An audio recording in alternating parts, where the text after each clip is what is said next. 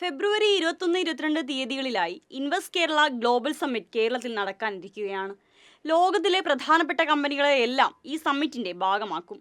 Is of doing ബിസിനസ്സിൽ രാജ്യത്ത് തന്നെ ഒന്നാമതുള്ള കേരളം പല ലോകോത്തര ഇൻവെസ്റ്റ്മെന്റ് ഹബ്ബായി മാറിക്കൊണ്ടിരിക്കുന്ന ഘട്ടത്തിൽ തന്നെയാണ് നിക്ഷേപക സംഗമം കേരളത്തിൽ നടത്തുന്നത്. കേരളം ഇന്റർനാഷണൽ ബ്രാൻഡുകളുടെ ലക്ഷ്യസ്ഥാനമായി മാറിക്കൊണ്ടിരിക്കുന്നു എന്നതിൻ്റെ ഒരു ഉദാഹരണം കൂടിയായി മാറുകയാണ് ഇൻവെസ്റ്റ് സമ്മിറ്റ്.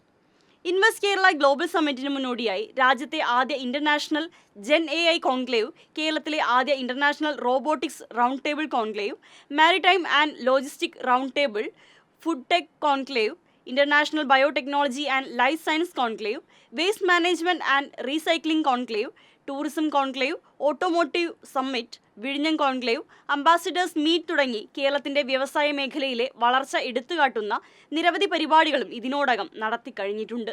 മാധ്യമങ്ങളുടെയും പ്രതിപക്ഷത്തിൻ്റെയും ദുഷ്പ്രചരണങ്ങളെയും കള്ളക്കഥകളെയും പിന്തള്ളി ലോക ശ്രദ്ധയാകർഷിച്ചുകൊണ്ടാണ് കേരളം ഇന്ന് മുന്നോട്ടു പോകുന്നത്.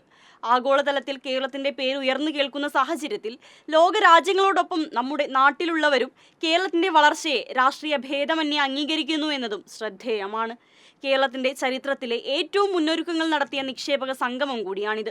37 രാജ്യങ്ങളിൽ നിന്നുള്ള പ്രതിനിധികൾ പങ്കെടുക്കുന്ന അംബാസഡർമാരുടെ സമ്മേളനം സംഘടിപ്പിച്ചു കഴിഞ്ഞു.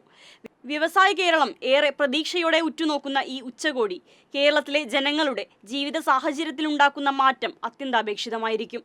കേരളത്തിൽ അതിവേഗം വളരുന്ന സ്റ്റാർട്ടപ്പ് മേഖലയ്ക്ക് വലിയ കുതിപ്പാകും സമ്മിറ്റ് നൽകുക.